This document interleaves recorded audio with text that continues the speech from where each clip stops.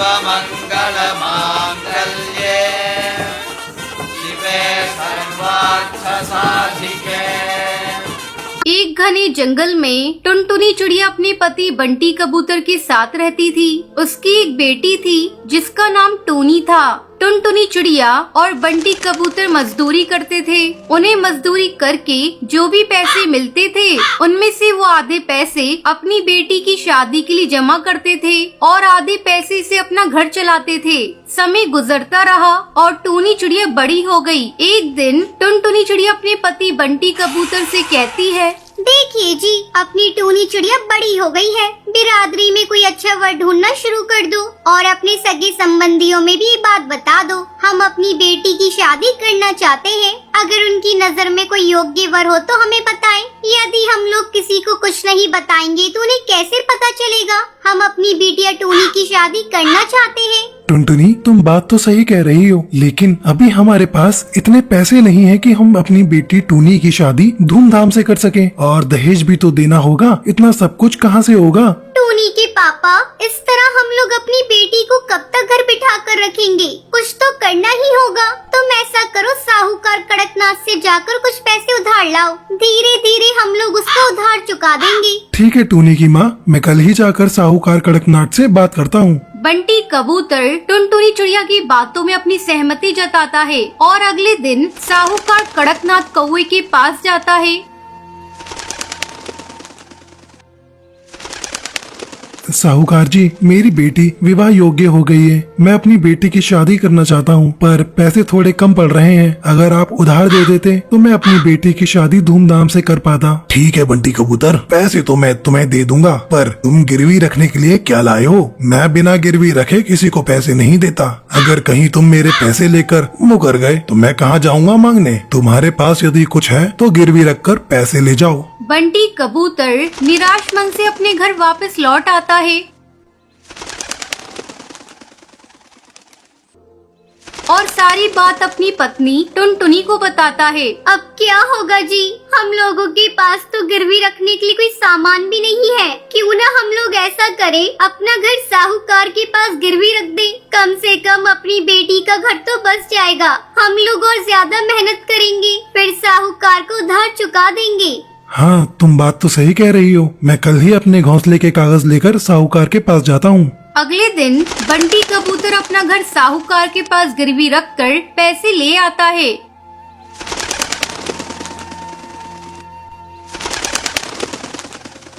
फिर टूनी चिड़िया के लिए अच्छा रिश्ता ढूंढने लगता है।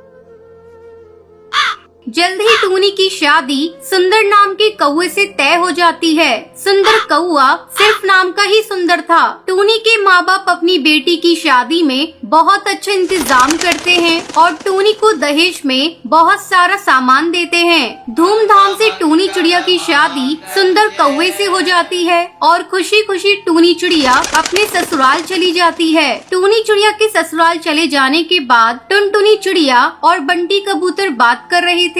देख रही हो जी, टूनी के चले जाने के बाद अपना घर कितना सूना लग रहा है। भगवान करे टूनी अपने ससुराल में खुशी खुशी बस जाए। वैसे तो सुंदर कौवे का स्वभाव बहुत ही अच्छा है। वो हमारी बेटी को खुश रखेगा। चलो, सब कुछ अच्छे से निपट गया। अब चलकर आराम करते हैं। सुबह फिर काम पर भी तो जाना है और साहूकार का कर्ज भी तो चुकाना है। फिर टुनटुनी चिड़िया और बंटी कबूतर सो जाते हैं। कुछ दिनों तक दोनों मिलकर कड़ी मेहनत करते हैं और साहूकार को उधार चुका देते हैं। आज हम लोगों के सर से साहूकार के कर्ज का बोझ उतर गया है। फिर टुनटुनी चिड़िया और बंटी कबूतर खुशी खुशी रहने लगते हैं। सुंदरवन जंगल में टुनटुनी नाम की चिड़िया रहा करती थी। आज टुनटुनी की शादी है। बारात जब चिड़िया वालों के दरवाजे पर पहुंची तो घर में कोहराम मचा था। किसी ने कहा कि टुनटुनी भाग गई है। काफी समय के बाद बारात वापस चली गई। टुनटुनी, तूने ये क्या किया? टुनटुनी तो पार्लर से ही अपने दोस्त कालू के घर चली गई थी। माँ बाप की इकलौती बेटी थी, उनकी इज्जत मिट्टी में मिल गई थी। टुनटुनी जब कालू के घर पहुँची तो कालू को किसी और चिड़िया के साथ देखकर उसके पैरों तले जमीन खिसक गई थी।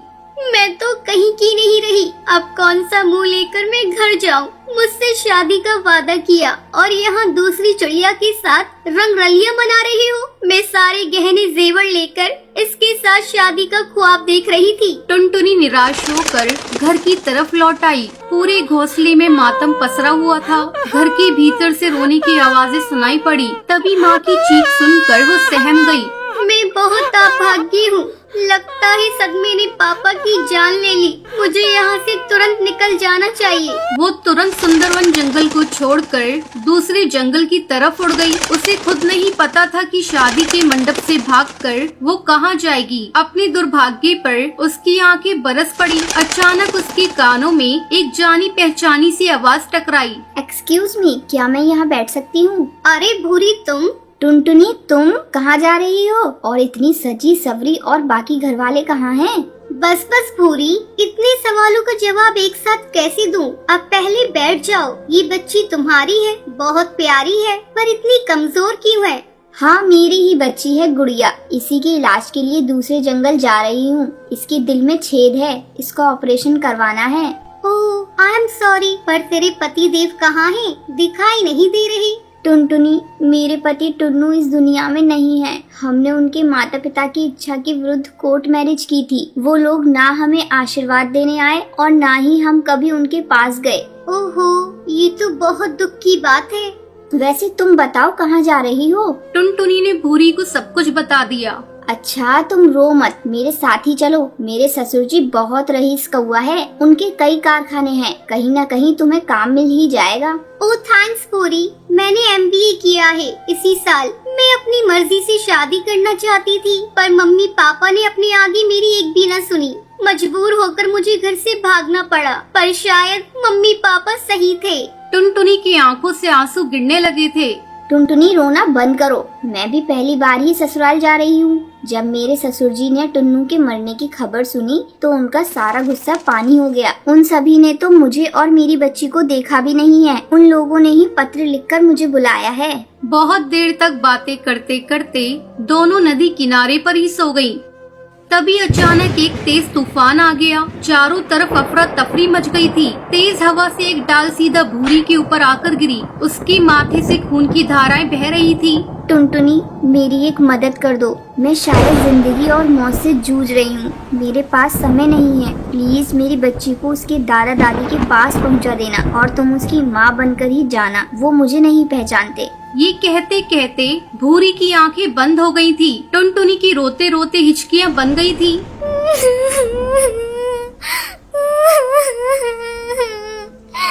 अब मैं क्या करूं? भूरी को छोड़कर कैसे जाऊं? उसने गुड़िया को सीने में जोर से भींच लिया और भूरी के बताए पते पर पहुंच गई। घर क्या, वो तो पूरी हवेली थी। टुन्नू के पिता कड़कनाथ सेठ ने उसे देखते ही कहा, आओ बेटी भूरी, हमें माफ कर दो। हमसे बहुत बड़ी गलती हो गई जो हमने इतने दिनों तक अपने बच्चों से दूरी बनाकर रखी। ऊपर वाले ने हमें उसकी सजा दे दी है। टुन्नू की माँ सुंदरी देवी ने उसे गले लगा लिया और कहा, लाओ बच्ची को मुझे दे दो। अरे कलावती, भूरी भाभी का सामान टुन्नू की कमरे में रख दो। भाभी को उनका कमरा दिखा दो।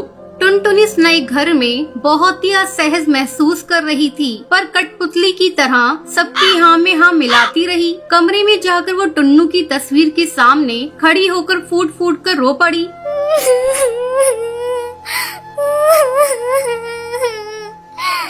आप मुझे माफ कर दीजिए। मैं आपको नहीं जानती, पर आपकी बच्ची के लिए और अपने ठिकाने के लिए मुझे आपकी विधवा का रूप धारण करना पड़ रहा है। भूरी की भी यही इच्छा थी। मैं विधवा बनकर इस घर में कब तक रह पाऊंगी? जब इस झूठ का पर्दाफाश होगा तो क्या मुंह दिखाऊंगी?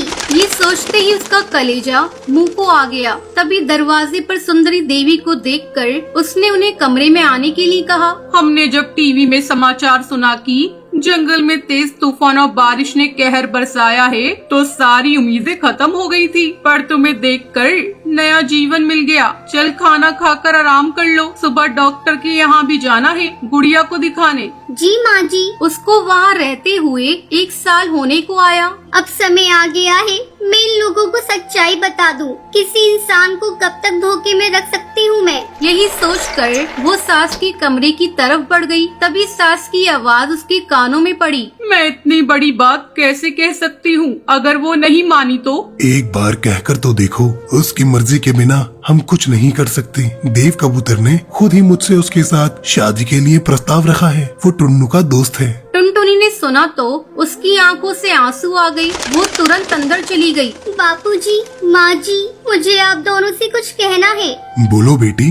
गुड़िया भी अब पूरी तरह से स्वस्थ हो गई है। अब आप लोगों को मैं धोखा नहीं देना चाहती। पर क्या? बोलो। टुनटुनी ने शुरू से लेकर अंत तक सारी बात बता दी। सब कुछ सुनने के बाद बेटी, ये तुम्हारा बहुत बड़ा बलिदान है। तुमने हम लोगों को ऐसे समय में सहारा दिया जब हम बिल्कुल बेसहारा हो चुके थे।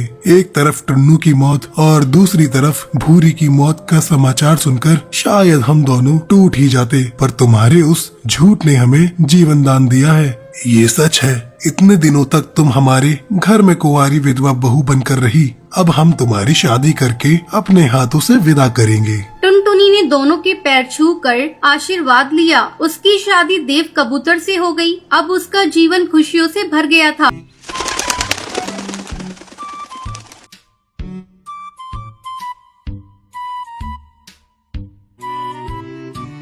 सुंदरवन जंगल में टोनी चिड़िया का एक परिवार रहा करता था। उस परिवार में टोनी अपनी 2 बेटियों के साथ रहती थी। उसकी बड़ी बेटी का नाम टुनटुनी था और छोटी का नाम भूरी था। टुनटुनी बहुत ही आलसी थी। वो कोई काम नहीं करती थी। दिन भर खाती रहती थी और सोती रहती थी। एक दिन भूरी खेतों पर काम करने जा रही थी। तब टोनी टुनटुनी से कहती है, टुनटुनी जा, तू भी अपनी बहन भूरी के साथ काम करने खेतों पर चली जा। मैं भी थोड़ी देर में घर का काम करके आती हूँ। माँ, मुझसे खेतों में काम वाम नहीं होगा। मेरा गोरा रंग खराब हो जाएगा। अभी मुझे भूख लग रही है, कुछ खाने को दो। टुनटुनी, तुझे खाना वाना नहीं मिलेगा। तू बस खाती है और आराम करती है। खा खा कर मोटी हो रही है। इन हाथ पैरों को थोड़ा हिला लिया कर।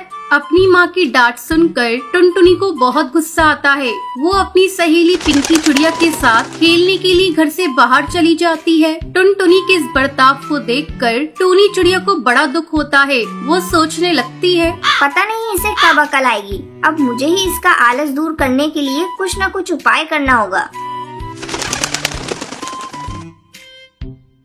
शाम को जब टुनटुनी खेल कर घर आती है तो बिना किसी से कुछ कहे वो जाकर सो जाती है। अगले दिन जब काफी देर तक टुनटुनी सोई रहती है तो उसकी माँ उसे जगाती है। टुनटुनी, अरे ओ टुनटुनी, तू कब तक सोई रहेगी? दोपहर होने को आई और तू अब तक सोई है। काफी देर तक जगाने के बाद टुनटुनी उठकर बैठती है और अपनी माँ से कहती है, माँ, काश कुछ ऐसा होता कि मुझे कहीं से कोई खजाना मिल जाता और मुझे कोई काम ही नहीं करना पड़ता। टुनटुनी, आज मैं तुझे एक राज की बात बताती हूँ। बहुत समय पहले तेरे दादाजी ने चोरों के डर से अपना सारा खजाना पहाड़ी के पीछे एक खेत में दबा दिया था। फिर वो भूल गए कि उन्होंने खेत में खजाने को किस जगह दबाया है। अगर तुझे खजाना चाहिए तो तुझे जाकर उस खेत में खोजना पड़ेगा। हाँ माँ, मैं जा रही हूँ। मुझे खजाना चाहिए। अगर वो खजाना मुझे मिल गया तो हम लोग बहुत ही अमीर हो जाएंगे। फिर मुझे कोई काम नहीं करना पड़ेगा। टुनटुनी पहाड़ी के पीछे वाले खेत में जाती है और पूरा खेत खोद डालती है, लेकिन उसे खजाना नहीं मिलता। शाम को थकी हारी टुनटुनी घर वापस आती है। तब टोनी उससे पूछती है, टुनटुनी बेटा, तू बहुत थकी लग रही है। क्या तुम्हें खजाना मिला? नहीं माँ, मुझे कोई खजाना नहीं मिला। लगता है चोरों ने उसे चुरा लिया। मैंने तो पूरा खेत खोद डाला, लेकिन खजाना कहीं नहीं मिला। आज मैं बहुत थक गई।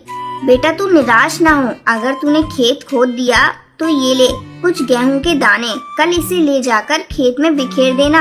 जब बारिश होगी तो खजाना अपने आप ऊपर आ जाएगा। ठीक है माँ, ये भी करके देखती हूँ। टुनटुनी खजाने की लालच में अगले दिन खेत पर जाती है और गेहूं के दाने बिखेर देती है।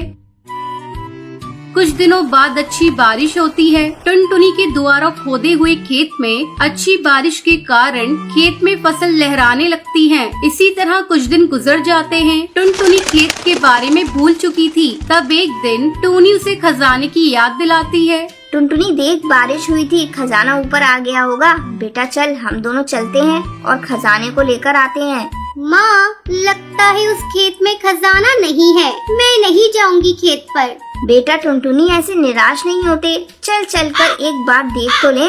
टूनी के बहुत कहने पर टुनटुनी उसके साथ खेत पर जाती है और जैसे ही अपने खेत को देखती है वो खुशी से चिल्लाने लगती है। माँ, मिल गया खजाना। ये देखो, खेत में चारों तरफ खजाना ही खजाना है। फिर टूनी टुनटुनी को समझाती है। बेटा ये खजाना, ये गेहूं की फसल है। मैं इसी खजाने के बारे में तुझसे कह रही थी। इसे बेचकर हम लोग बहुत अमीर हो जाएंगे। अपनी माँ की बात टुनटुनी समझ जाती है और उस दिन से वो आलस करना छोड़ देती है।